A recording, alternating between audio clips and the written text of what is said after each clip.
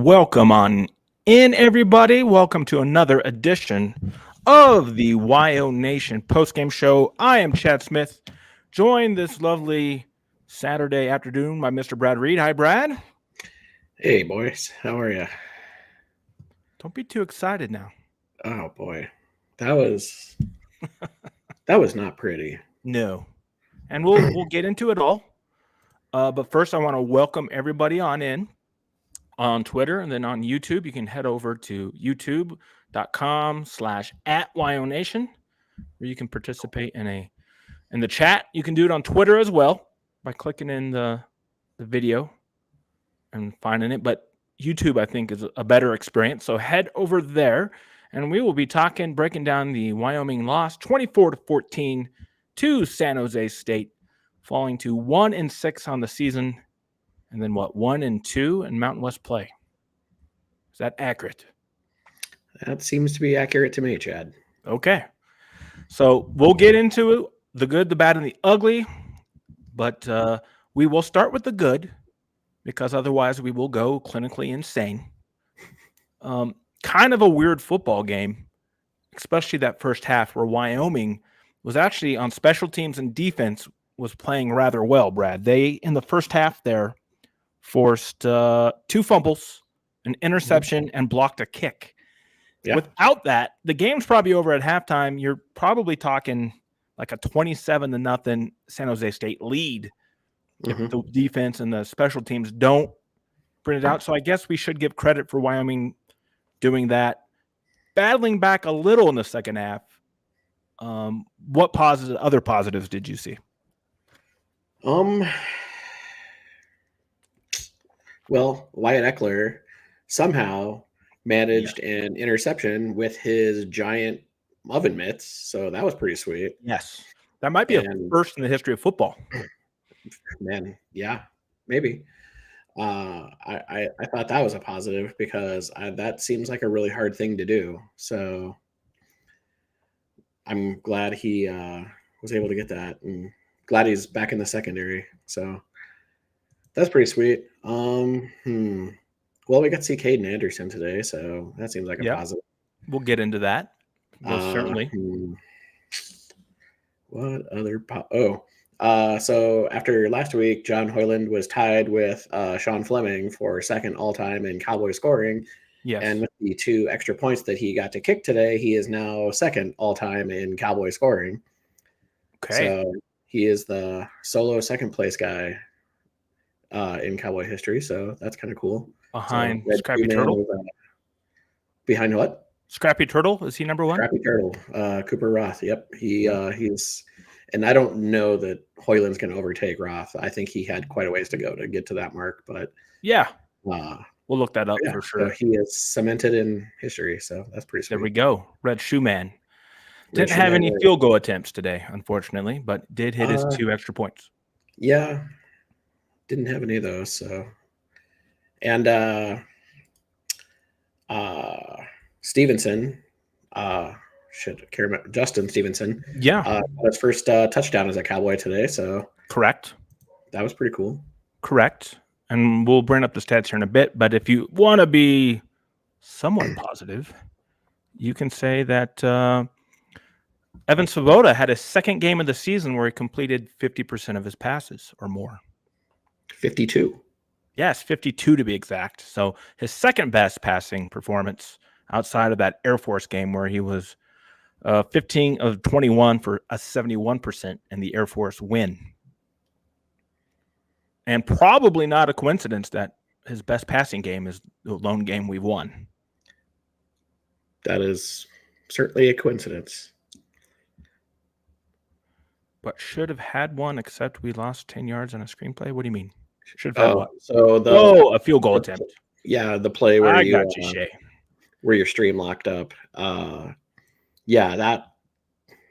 If we're trying to be positive, that was not a positive. That was not a positive in many ways, between the play, the execution, the call, all of it, really.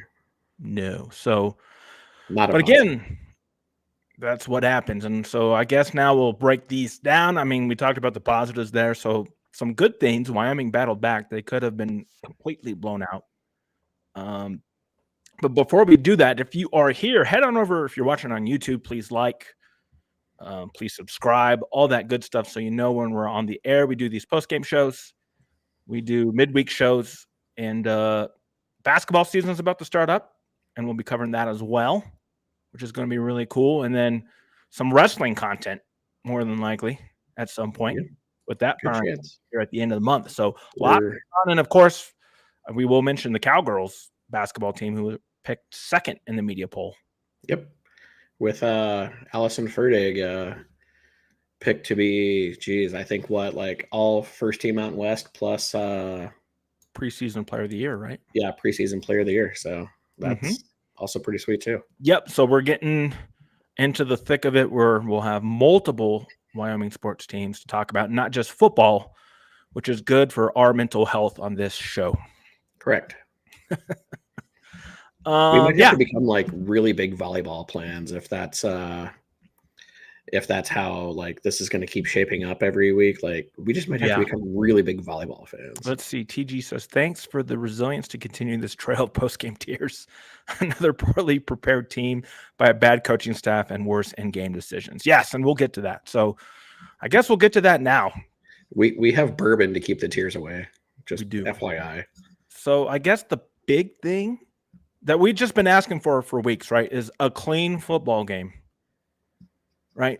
But the problem is the errors we've seen in week 1 have continued to be errors. Now, today wasn't too horrendous. I would disagree with that. Okay, well, a lot of procedure penalties. Again, can't get out of our own way. False starts, illegal substitutions, people not lining up right. That's unacceptable at this point in time. For me, it was just, San Jose State is objectively, I guess, a good football team. It looked like, probably through the first 4 or 5 weeks of the season, they could be in the discussion for the group of 5 playoff spot.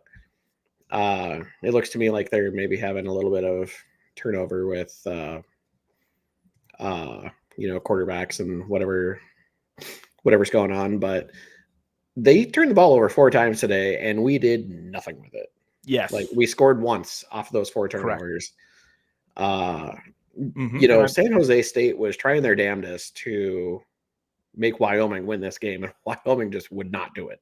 They refused. Yeah, I tweeted it out at halftime. So Wyoming had, with all those turnovers and the block kick and all that, Wyoming was still outgained 300 to 100 yards in the first half. Wyoming had a 13-minute advantage in time of possession. Yes.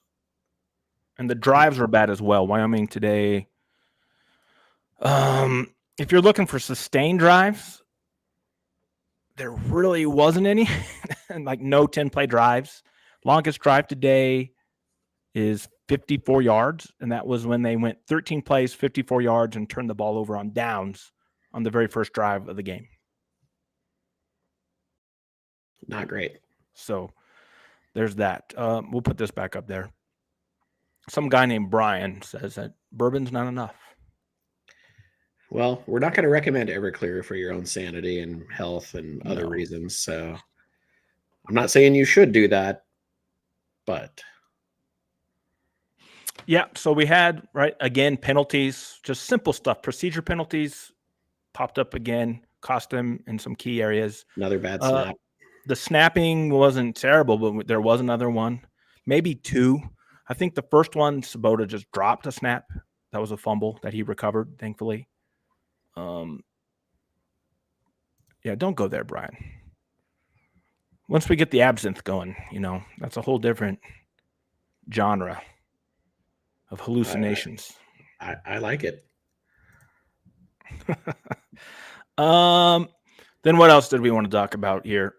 Snaps, penalties, and how about just the overall passing? Obviously not good. And I found it very odd that this was the game that finally got Swoboda benched for a good chunk of time, because he was actually in the second half. He was actually throwing in rhythm. He was actually making reads. It wasn't great per se, but it was the best we've seen him outside of the Air Force game. Yeah. Hello, Rashawn. Yes, and Shay, that first half penalty by Farrell, where we get a first down and we get it wiped out because he's trash talking, right? Again, we're a 1-5 team. We shouldn't be trash talking anybody because now we're 1-6. So, yep, good point there. So a lot of mistakes, but as you said, San Jose State was doing their darnest to make as many mistakes, if not more. Yeah, and I don't know, just looking at Svoboda's second half, I mean, it was better, but it wasn't. Yeah, let's see here. I do have the numbers in front of me. He was like, what, 8 He for... went 10. 8 Well, we don't 50. know. Yeah, they don't have it broken down by player here. Yeah, I think he was like 8 for 15 in the second half. Yeah, not great. So it still wasn't. He was making throws, right, on the touchdown drive to Stevenson. Yep. He hit him. Now, granted, as we all pointed out on Twitter and such, the throws were not like super accurate, and the wide receivers actually had to jump up and make some adjustments. Mm-hmm. Progress, I guess. So, yeah, I don't know. So it's another frustrating thing. But now Savell's opened up the door for a possible QB controversy, but maybe not because Anderson did throw 2 picks himself. I will say I'm in the opinion that he probably, he was like, if I didn't get an opportunity to play when it was an absolute garbage time until now, he probably was not prepared to come into the game at all, which is not making excuses, but. Yeah, and one of that last interception that Anderson threw, he took a shot when he was throwing it. Yeah. Let's see. Several times, Bruiser says there were guys didn't even know where to line up. Yes, it was crazy. Quarterback forgetting which side to hand off. Yeah. I mean, Evan, I think multiple times, either the running back went the wrong way or he went the wrong way, which again can happen. It's been and then, yes, season. And then we can talk about the interception on a screen pass where Svoboda didn't even look. He just threw it to where Scott should have been, but it wasn't that there. Screen pass almost seemed like that he thought that it almost seemed like that he thought that the lead blocker on that screen was like his intended receiver, because the ball hit that guy like right in his back. Yeah. And maybe. Way over Sam Scott's head. Yeah. Maybe. You know, it was almost like he got confused, like which guy he was supposed to throw to. It's possible. Which, it's very, very possible. This season, anything's possible, I guess. So. Yeah. But yeah, so now it's going to open up the door for a possible, as I said, QB controversy. But I think we'll see what Savell says. I'm sure it'll be the first question he gets asked in his post game, and I'm sure I'm thinking that he's probably going to say, well, they didn't want to get Evan hurt, or they wanted to get Caden some reps. So I'd be shocked if there was a quarterback change just based off the way things went so far this year and the way that Savell has talked about Svoboda. But again, I don't know. It is a mystery. It is a mystery. And so we'll see. But yeah, just again, not another clean football game. San Jose State didn't play clean at all. If Wyoming had so many opportunities to make this a game, especially early, to where they could have tied the game or taken the lead in the first half there. But yeah, that's the problem, right? The themes we saw in game 1 and game 2 are still problems. Mm-hmm. So why aren't they getting fixed? Because that's all we hear, right? We hear Savell at least 3 times have said, this is on me. We'll get it fixed. Okay, well, I'm waiting for teams to play better, Chad. Like we say, just play better. And then that's his what adjustments do you have to make? Well, none. We just have to play better. Again, that's not an acceptable answer. Right? Just play better. That's not a plan. Today, I would say the offense, too, was like the first time where I was like really unhappy, or the second time, I guess, San Diego State, right? They threw it away by just insisting on throwing the ball deep no matter what. Today, they did commit to the running game, but big but.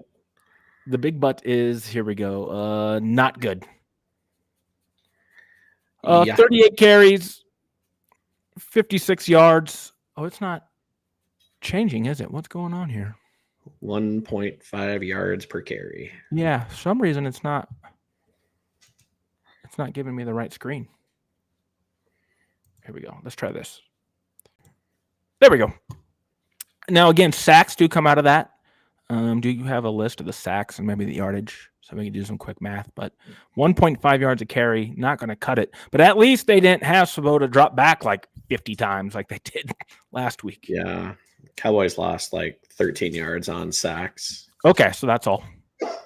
Okay, so still, even if you add those in, not great, right? A pretty poor rushing day.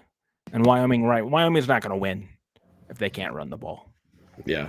So I don't know what was if it was an offensive line thing, if it was a play calling thing. I still think that the big thing for me is why are we, and it's not just Wyoming who does this, but specifically for Wyoming, it's a terrible idea. Why in 3rd and short and 4th and short we're going pistol or shotgun and running the ball? Because Makes offensive no coordinators sense. offensive coordinators hate positive yards. I guess. Why not? It's just Get one of under those center. things. Like no matter what football game I'm watching, I could be watching the Cowboys on TV. I could be watching the Grizz in person. I could be watching multiple college football games on the TV every Friday, Saturday, Tuesday, whatever day it is. And you see these guys in 3rd and short, 2nd and short, 4th and short, even 4th down. They are in the shotgun, in the pistol with a handoff. It's like,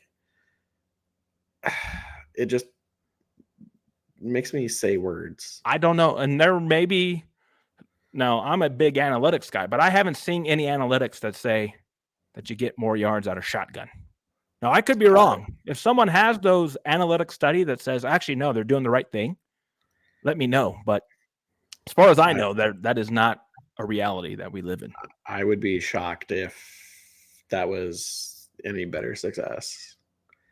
It just seems to me like just a slower way to find the line of scrimmage and let the defense get into position. Yeah, TG, yeah. I mean, kind of a garbage time touchdown. And I would say the execution is the problem at this point. The players can't execute what the coaches are putting in on a week-to-week basis. So the answer is why? Is it because it's the wrong game plan? Are they not utilizing their players correctly? It's a big question. Did we decide if this was a bad beat or not? It could be.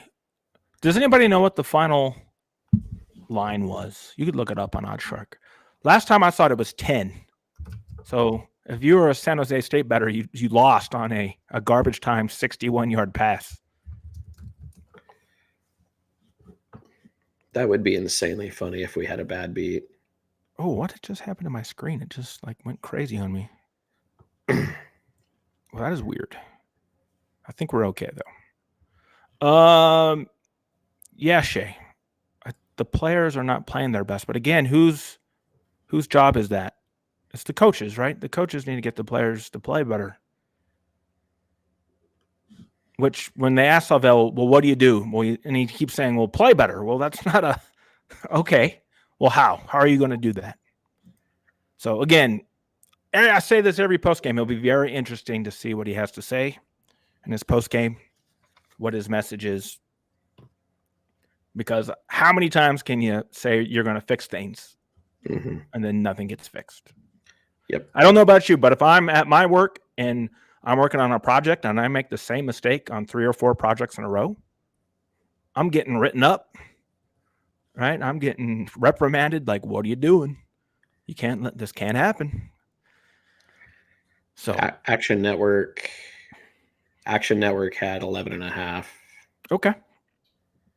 Let's go to the game stats here really quick. So Wyoming did get about 266 yards in the second half because they had 100 at halftime, which is good. But again, right here, 56 net rushing yards, not going to work. Not gonna win games. They had their opportunity in the first half to keep it close, and they probably would have won if they would have capitalized on any of those San Jose State mistakes. TG's got a question. Should we put this up? Sure. Does anyone know if a reporter has asked a question of Jay, what has Tom Berman said to you about the season? Well, they're not going to ask that, first of all. But Tom Berman did talk about Savell a little, at the beginning of October when they had the press conference about the conference realignment. And Berman's quote was, Jay Savell is doing excellent things with the football team. And that was when we were, I think that was before the Air Force game, right? I think that was the first game in October. Okay. So, yeah. So maybe it was either right after the Air Force game or before it. So either way, that's what Berman said. But again, I will say this again and again and again. Let's get rid of this. Oh, I can't. What's going on with my screen? Let's hit that. There we go. It decided to go into a different mode for me here. I don't know what's going on. But, right, the problem is not Tom Berman. The problem is Wyoming leadership. Because at any other school in the country, Tom Berman would not be making any more decisions. So this does not get fixed until Tom Berman is removed. Because he should not be making decisions anymore about anything. Do you think it's very common that athletic directors get fired, though? I don't feel like it's that common. You're being sarcastic, right? Maybe. Like, you just... No, they get fired all the time. Yeah, no, Berman's one of the longest-serving athletic directors in the country. I mean, athletic directors move around a lot, but they do. How many of them actually get fired versus? Oh, I see what you mean. Yeah, a lot of them move for success. I see what you're saying.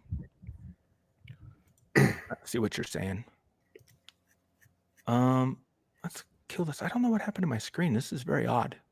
The software decided to update on me midstream, so my view is all weird, but the stream looks good. So, but no, I see what you're saying. Yeah, athletic directors move around for being successful.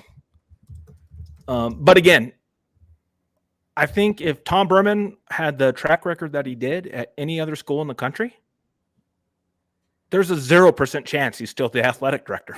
So that's all I'm going to say. This doesn't get fixed. Firing Savell and having Tom Berman which he's not going to do. Firing Savell and then having Berman pick another head coach is not the answer.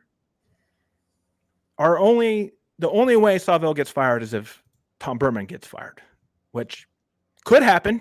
If we go 1-11, I think it's possible. Maybe UW leadership would wake up, but I don't know. Tom Berman should probably just run the Cowboy Joe Club or go work at the foundation and help raise money, which he does an excellent job at. See, didn't we have that exact same discussion kind of at the end of Joe Gordon's career? Maybe just go work for the Cowboy Joe Club. You did, yeah. He'd have been great at it, to be fair. Yeah. Yeah, here we go. TG says this is exactly right. This is up. ADs typically make 2 hires. Yep. And if you have 2 bad hires as an AD for a football coach at pretty much every other school in the country, you are so fired, it's not even funny. And how many has he made? He's been around for 20 plus years. It's insane. Was he the AD that hired Dave Christensen? Yes. Yeah, because he hired Joe Glenn, right? Or am I crazy? We're going way back. So this would be number 4, football coach number 4. Yeah. And basketball coach number Jesus.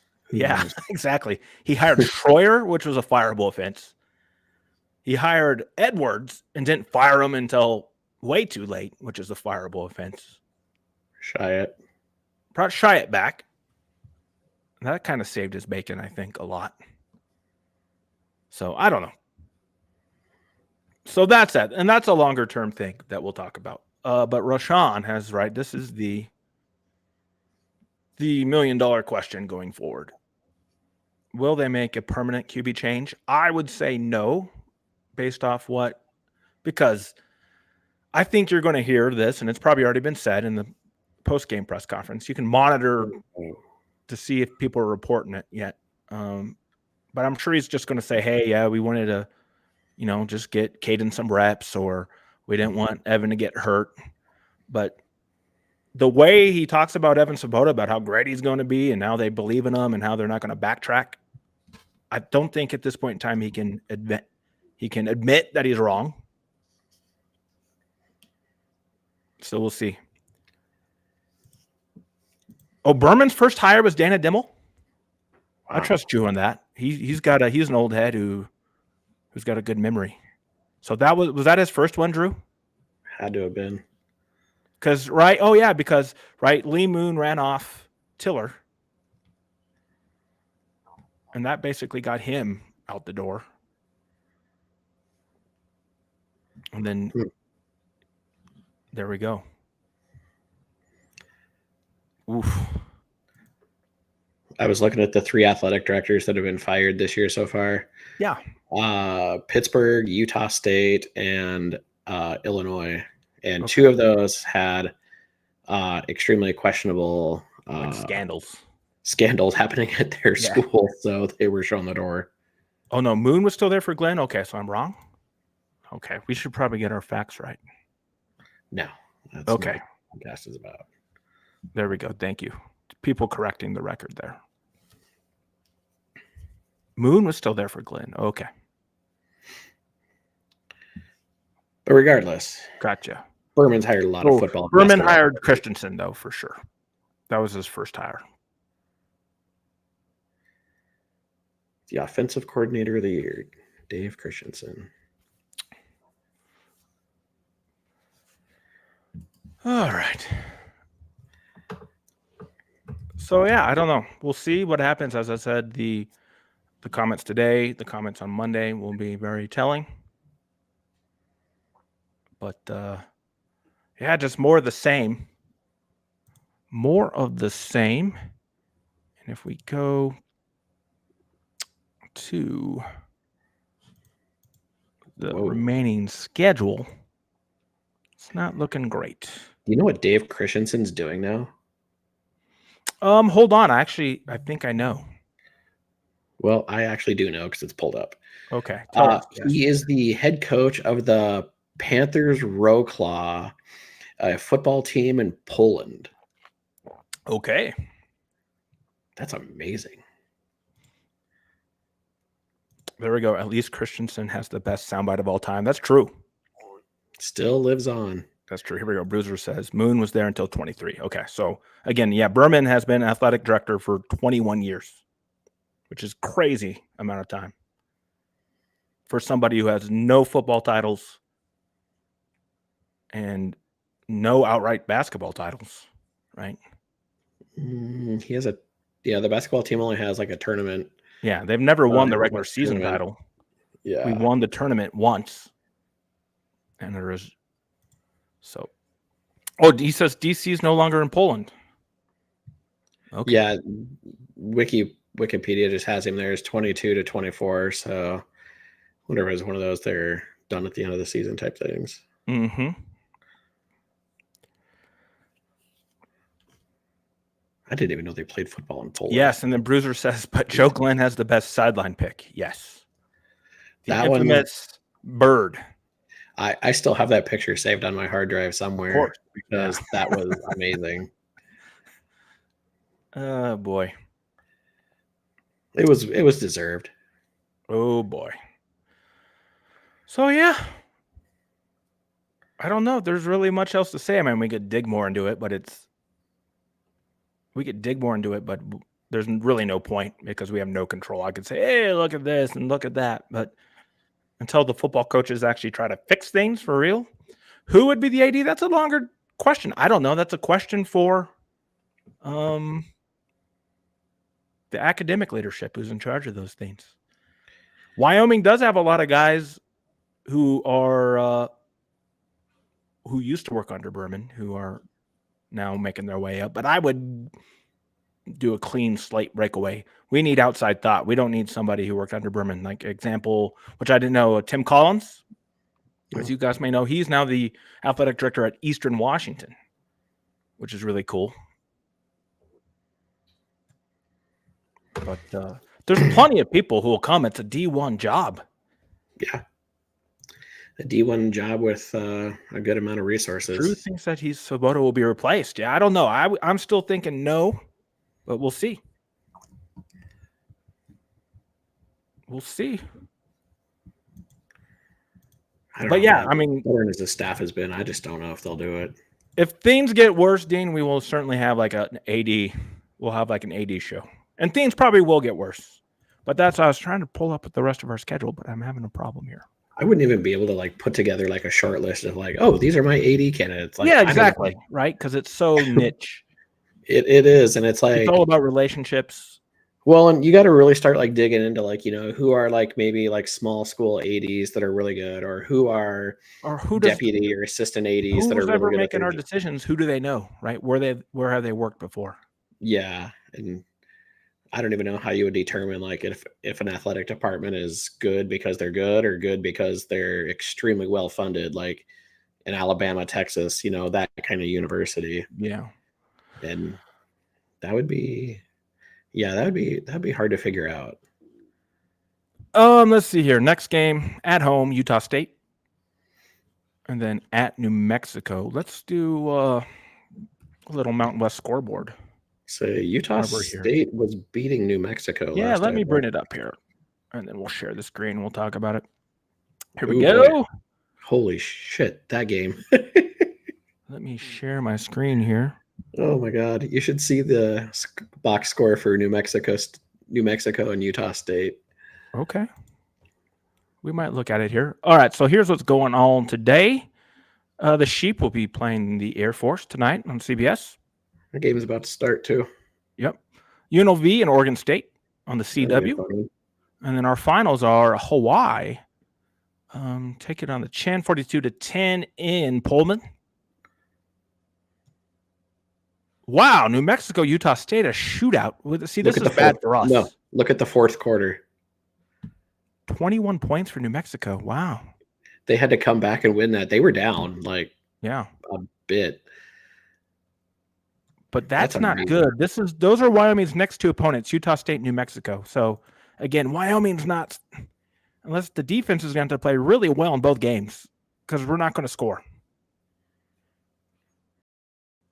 50-45. Maybe wow. If Caden Anderson comes in, they'll score. Maybe he makes a switch. I don't know. Yeah, we'll see. As I said, I doubt it. And then, I didn't know there's a Friday game. Fresno State beat Nevada. Nevada had its opportunity to win that game, and they kind of pissed it away there. Oh, the Mountain West, let's just be honest, football-wise this year, not very good. Yeah. Boise State and UNLV are kind of carrying the... Yeah, Boise's good, obviously. UNLV, we'll see. I think Oregon State will be a matchup for them that we'll have to look at. Yeah, that should be a fun game to watch, I think. So Haj Malik that guy's been electric since he replaced Sluka. Let's see. Bruiser says he doesn't see a winnable game on the schedule. We've got two. They could be. I mean, you could beat Utah State at home if you show up. New Mexico is obviously beatable, even though it's a road game. Boise and Wazoo, you have no chance. And then CSU is a rivalry game. Should be competitive. You could be competitive because I'll just say this. They're like the most arrogant bunch of people on earth. And if we're like really bad, and we are, they're going to look right past us. So maybe you might be able to punch them in the mouth and like win an ugly game. I don't know. I don't know. So, but good. Glad to see everybody's comments. Got a good crowd on Twitter, I see. So thank you. If you have any comments, please let us know what you think. But it's pretty much, well, yeah, if you show up. I know, Brian. Yes, that is actually not as easy as it sounds when I say that, right? I'm like, just show up and you'll be competitive. Well, you've done it once. Correct.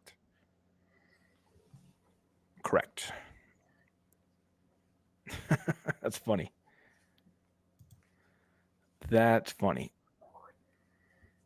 Oh, boy. So Brad looks like he's got something to say, but he's thinking like, should I say this? Or should I not say this? Go ahead.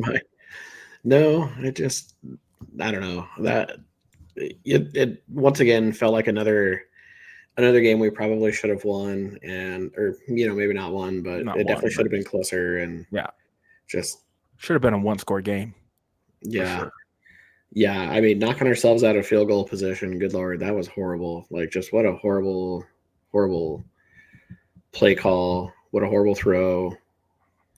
Like, the announcers specifically were just like, why would you call a fake jet sweep right there?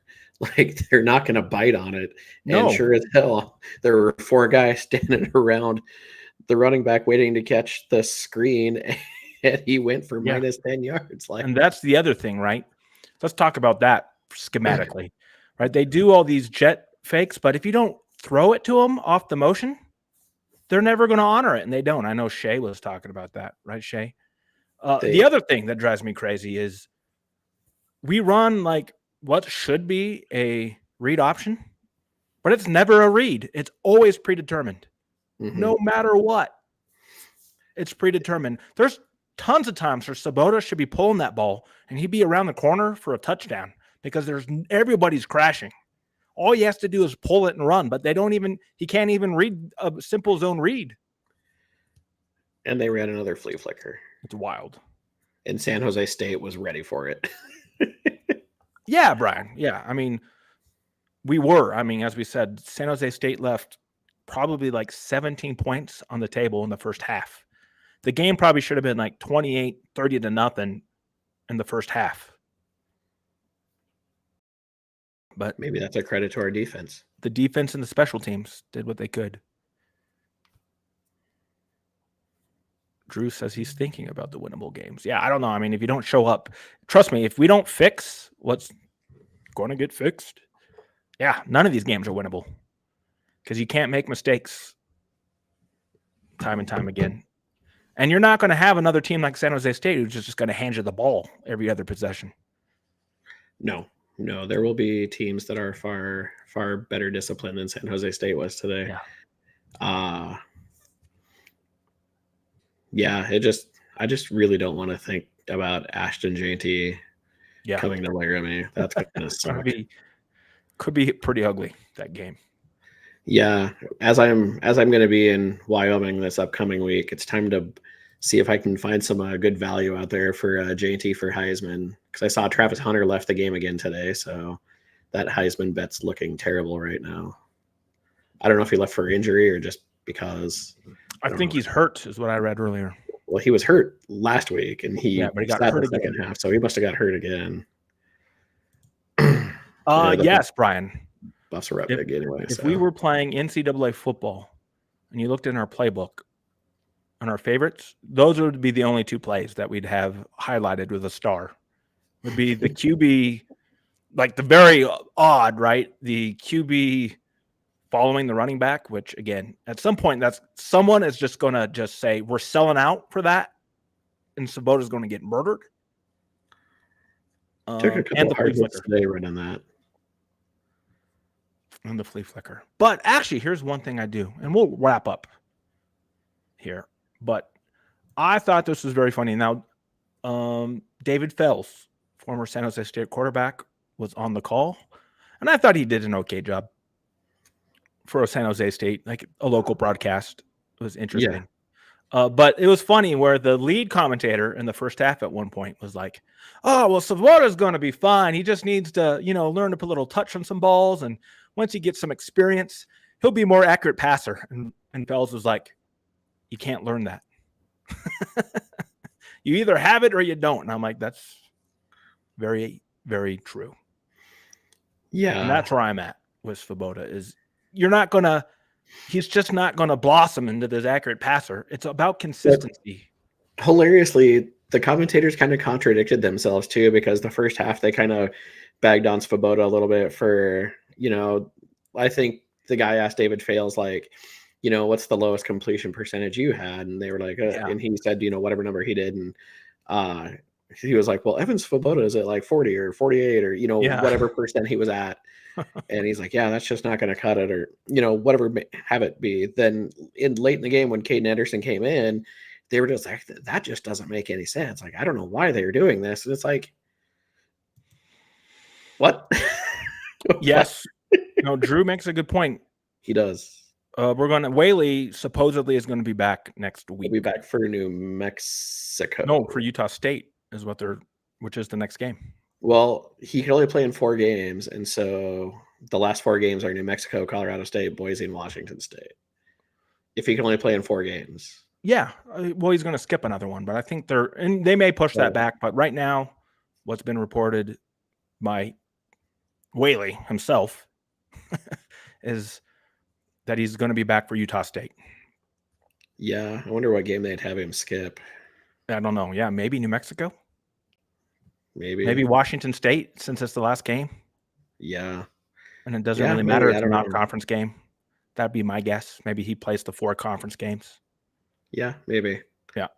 But, he and Cody Tucker had a write-up about it this week that Whaley said that he is staying for next year because he wants to play football with his cousin that is coming to Wyoming next year. So, yeah, that's encouraging. We'll see. But I don't think he can backtrack on that now, but who knows? People say stuff all the time, right? So, well, it's transfer portal season's coming up, and bags of cash season is also coming up. So, kids can be very easily swayed, in the next 2 months. So, yeah.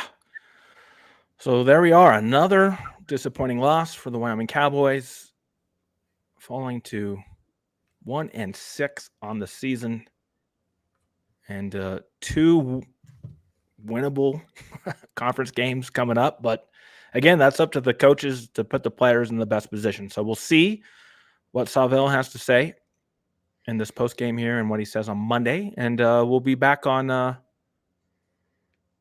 Somebody will be here in the middle of the week. I think Brad is making a trip back to the homeland this week. So we'll have a WyoNation roundup midweek to talk about whatever news there is. The quarterback will be up there. Whaley's return, possibly. And then, as we said, we're inching closer to basketball season and wrestling season. So football aside, an exciting time here at WyoNation. Bruiser's got a great comment. We are 1 week closer. Sundance was he appeared to be really enjoying himself at media days this week. Yep. Certainly. Yep. And we will. This week is also media days in Laramie, and we'll have Brian there in person doing some interviews. So look for some content out of that as well. Yep, that should be really good. I'll be curious to see what Brian finds there at media days, and ready for the Sundance era. So yeah. So all right, everybody. Well, thank you for joining these. I think these are the fun part. It's kind of like group therapy. We can all talk. We can all complain about what we've just seen. And it helps me because, right, it's not like that I get angry at this stuff anymore and it bothers me, but now I can go about my day. We just you need to snag us some Got Juice hats if you can. Yes. But it is funny. We just, kind of move from the group text, complaining over to the podcast and just kind of continue it. Yes. But yeah. So no, thank you everybody. These are fun. Ooh, Rashawn's got a fun tidbit there. What? Oh, there we go. Rashawn says Jaden, JY, was number 3 in high school wrestling. I didn't know that. Okay, see, that's why. That's cool. That is very cool. I did not know that. Yeah, I'd like. If he's not careful, Branch is going to come knocking on the door if you're not careful. Wyoming has a history of recruiting defensive linemen who wrestle. So that's cool. It's got a bright future then. Was it Hofschneider when we were in college? He was the guy that did dual sports. Yeah. And that makes sense why on that fake punt, man, he was magic feet. Very, very cool. And hey, we'll leave on this self-aggrandizing for us here. Thank you, Meat Hook. Appreciate it. No, appreciate everybody joining us. And yeah, we'll be back midweek with a hodgepodge of stuff, and then we'll have a post game. Do we have a start time? Do we know what Utah State is next week? You can look that up. 5 o'clock on CBS Sports Network. Oh, night game. Okay, night game in Laramie. So yeah, Nightish. Yeah, it'll be evening. It'll be dark. It'll be dark. So yeah, we'll definitely have a post game show for that sucker. So, all right, everybody. Thank you again so much. Enjoy the rest of your evening, and we'll talk to you all soon.